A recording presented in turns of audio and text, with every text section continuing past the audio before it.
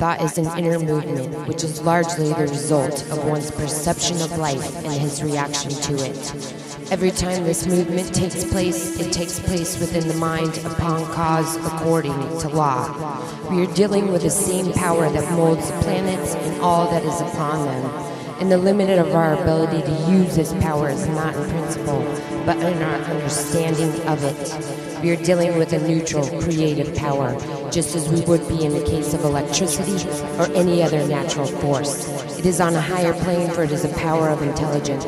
Our thought, in its externalization, will reach its own level, just as water reaches its own level by its own weight and without effort. This is in line with the necessity for the universe. In order to be all, it must be self-existent. By the self-existence of the universe is meant a universe which is its own reason for being, a universe which exists by virtue of being all. Each one of us today is the result of the use he has made of the law, either consciously or unconsciously. As soon as we realize this, we shall see that what we are now is the result of what we have thought, and the answer to what we shall be is contained in what we are now thinking.